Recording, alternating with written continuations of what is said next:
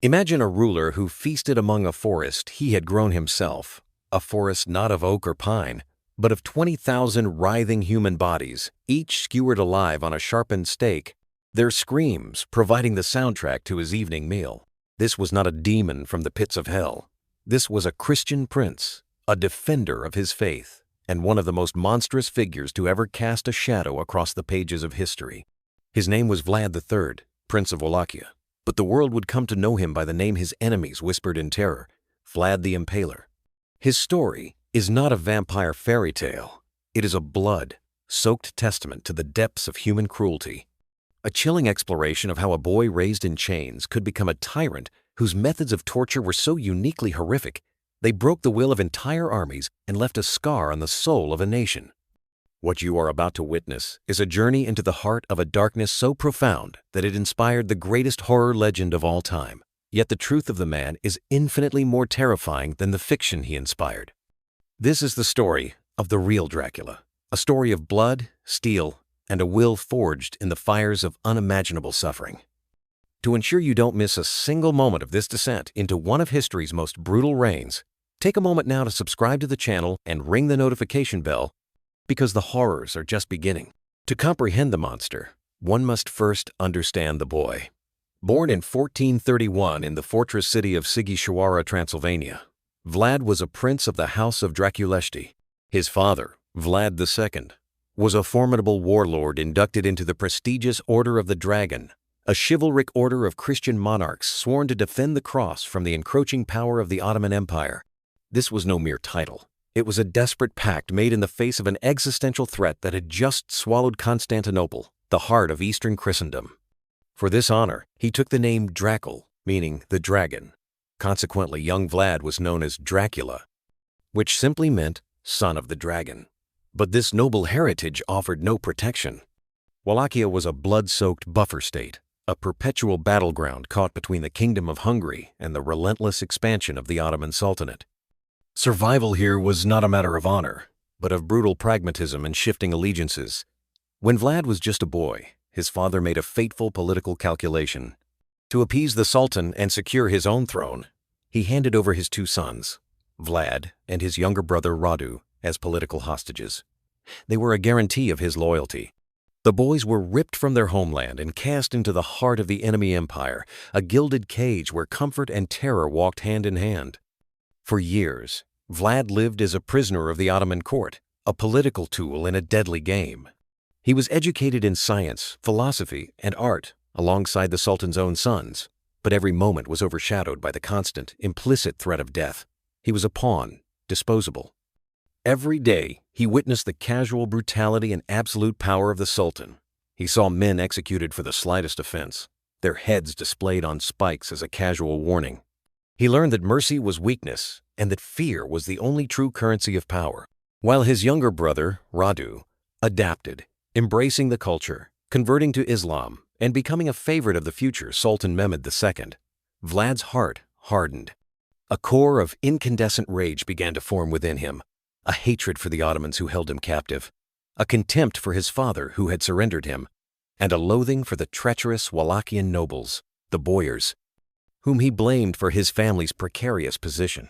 It was during these formative years that he was likely first exposed to the horrific punishment that would define his legacy: impalement.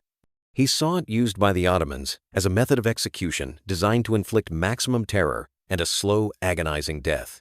He didn't just witness it, he studied it, learning the horrible physics of how to keep a man alive on a stake for days.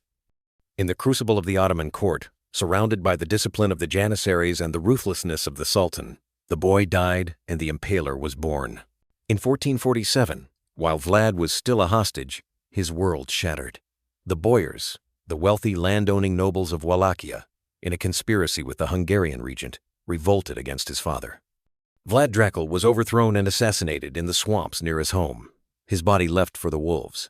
His eldest son and Vlad's older brother, Mircea, a promising warrior in his own right, was captured by the nobles of Targovishte, blinded with red-hot iron stakes, and buried alive. When news of this ultimate betrayal reached Vlad, his simmering hatred erupted into a singular, life-defining purpose: vengeance.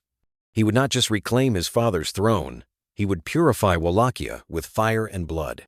He would eradicate the treacherous boyars who treated princes as disposable puppets and forge a new nation, one built not on negotiation and compromise, but on absolute loyalty enforced by unimaginable terror.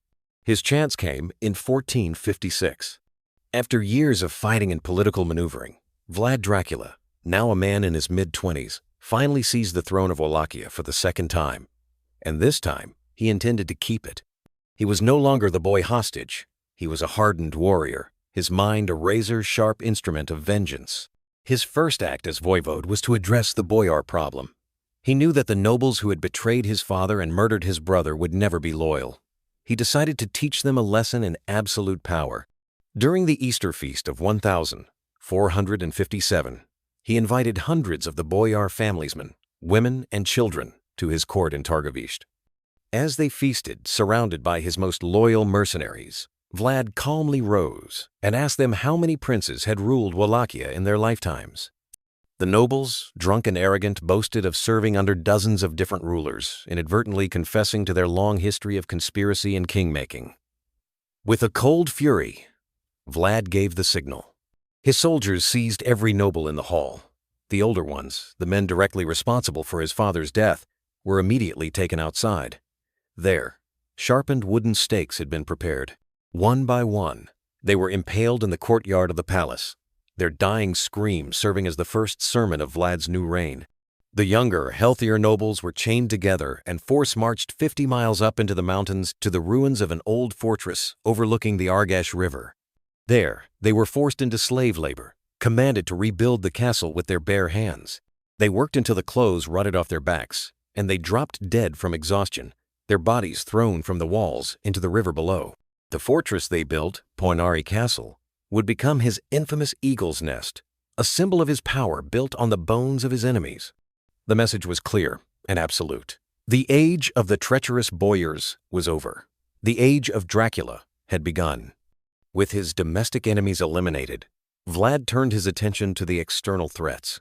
He consolidated his power, built a peasant militia loyal only to him, and launched a brutal but effective campaign against the rampant crime that plagued his lands.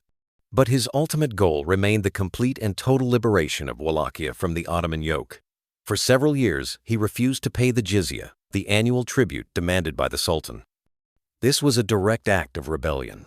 In 1462, Sultan Mehmed II, the man who had conquered the mighty Constantinople, a military genius commanding one of the largest armies in the world, decided to personally crush this defiant Wallachian prince. Mehmed led an army of over 90,000 men into Wallachia, a force more than 3 times the size of anything Vlad could muster. He expected a swift, decisive victory. Instead, he entered a living nightmare. Vlad refused to meet the Ottomans in open battle. He waged a terrifying campaign of guerrilla warfare and psychological horror. His men, moving like ghosts through the dense forests and swamps they knew so well, conducted lightning raids, poisoned wells, burned crops, and even released people infected with plague into the Ottoman camps. But his masterstroke of terror awaited Mehmed on the road to the capital city of Targovishte. As the vast Ottoman army marched through the Danubian plains, they entered a valley of eerie silence. There were no birds, no animals, just an overwhelming putrid stench that clung to the air. Then they saw it. On either side of the road, stretching for several kilometers, was a grotesque, man-made forest. 20,000 captured Turkish soldiers and Bulgarian collaborators had been impaled on a forest of sharpened, greased stakes, a technique to ensure the stake slid slowly through the body, avoiding vital organs to prolong the agony for days. Men, women, and even children were skewered in neat rows, their bodies in various stages of decay, a gruesome gallery of agony. Crows feasted on their eyes, and the wind moaned through the skeletal remains. At the center, on the highest stake, was the decaying body of Hamza Pasha, the Ottoman commander Vlad had previously defeated. This was not just mass execution.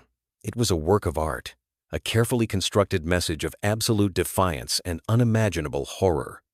Even the battle-hardened Ottoman soldiers, men who had seen the slaughter at Constantinople, were physically sickened. Chroniclers record that they vomited and stumbled back in terror. Sultan Mehmed II himself, a man not known for his sentimentality, was reportedly so stunned by the sheer scale and audacity of the horror that he stood in silent awe before conceding, "How can we despoil of his estates a man who is not afraid to defend it by such means as this?" He had come to conquer a prince, but he had found a devil. Though the Ottomans would eventually take the empty capital, the psychological impact of the Forest of the Impaled was devastating. It had shattered their morale and forever cemented Vlad's reputation as something more than human. Vlad's cruelty was not reserved for foreign enemies alone. It was an instrument of social engineering within his own realm. He was obsessed with order, productivity, and the eradication of what he perceived as societal weakness. His methods were as theatrical as they were barbaric.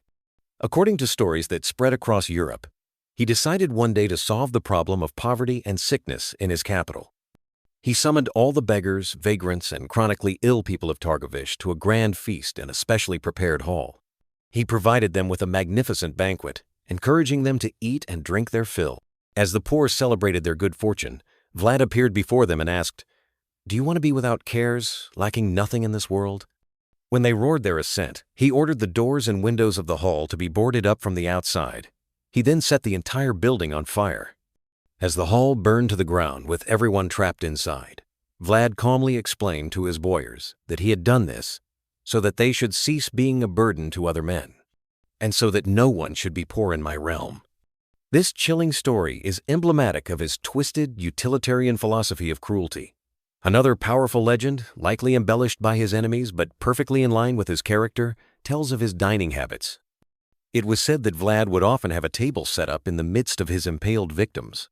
While surrounded by the dying and the dead, he would calmly eat his meals, sometimes even dipping his bread into the blood that dripped from the bodies onto collection bowls below. He demanded absolute honesty.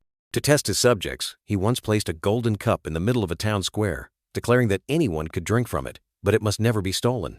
For the entirety of his reign, the cup remained untouched. His punishments for lesser crimes were equally creative and horrific. A merchant once complained of stolen gold. Vlad ordered the thief found and impaled, but also had a single extra coin placed back in the merchant's purse. When the merchant reported the extra coin, Vlad spared him, saying, "Had you not told the truth, you would have been impaled alongside the thief." For Vlad, cruelty was not an emotional outburst. It was a carefully calibrated tool used to impose his will and sculpt society into his vision of perfect, fearful order. Every act of torture was a public lesson, and his entire kingdom was his classroom. Vlad's entire military strategy was predicated on psychological warfare. Outnumbered and outgunned, he understood he could never defeat the Ottoman Empire through conventional means. His only weapon was terror, and he wielded it with surgical precision. Every act of mutilation was designed to send a specific message and elicit a specific response. When his men captured Ottoman soldiers, they were rarely killed quickly. Instead, they were subjected to a horrifying array of torments. Noses, ears, lips, and genitals were cut off, and the still living victims were sent back to their lines as walking warnings. Decapitated heads were not simply discarded. They were sent in barrels as diplomatic gifts to rival nobles, or used to decorate the palisades of his fortresses. Boiling and skinning were common punishments, performed in full view of captured enemy detachments before the rest were set free to spread the tale of what they had witnessed.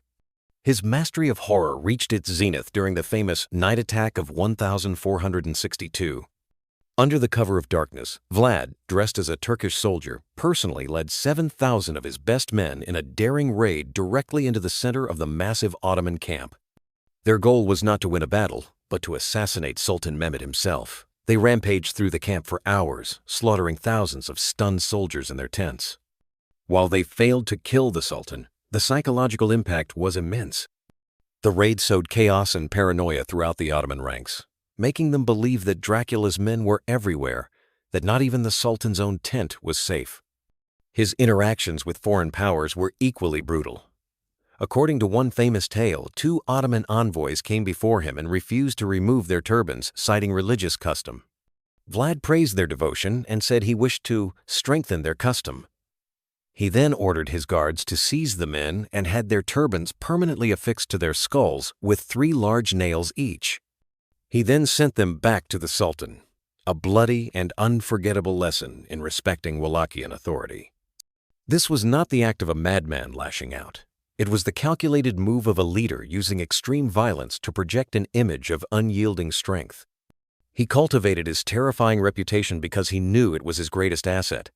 He turned himself into a folk demon, a teepees, impaler, a monster whose name alone could cause panic. He ruled not through love or loyalty, but through a primordial fear that transcended politics and warfare. Despite his tactical genius and terrifying successes, Vlad could not hold back the tide of the Ottoman Empire forever. His brutality had also alienated his powerful Christian neighbors. In 1462, he was betrayed by Matthias Corvinus, the king of Hungary, who had ostensibly been his ally. Instead of helping him fight the Ottomans, the Hungarians captured Vlad and imprisoned him in Buda for over a decade, likely using fabricated reports of his treasonous dealings with the Turks as justification. During his imprisonment, his legend grew. German and Russian pamphlets, fueled by a mixture of horror and fascination, began circulating across Europe, detailing his real and imagined atrocities.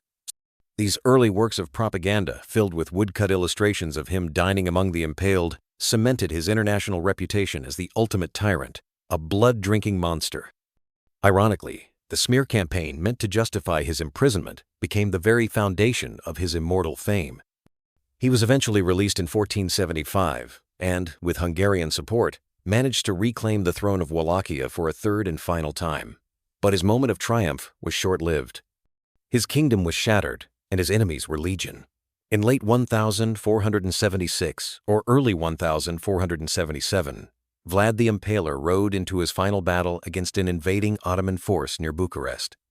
The details of his death are shrouded in mystery and competing accounts. Some say he was overwhelmed and killed by the Turks, who then beheaded him. Others whisper of a more fittingly tragic end, that he was accidentally killed by his own men, who mistook him for a Turk in the heat of battle. The most enduring story is that his head was cut off, preserved in a jar of honey, and sent to Sultan Mehmed II in Constantinople as a final, gruesome trophy. The Sultan reportedly displayed the head on a spike, a symbolic end to the man who had turned the spike into his own personal emblem. With his death, the historical Vlad Dracula was gone, but his legend was just beginning. Centuries later, in the gaslit libraries of Victorian England, an Irish author named Bram Stoker would stumble upon the name Dracula and the scant, horrific details of his reign. He would borrow the name and the Transylvanian setting to create the most iconic monster in all of literature, the aristocratic, blood-sucking Count Dracula. But as this history shows, the truth of Vlad the Impaler, warlord prince, the master of psychological terror, the man who built forests of the dead, was infinitely more complex and far more horrifying than any creature of the night.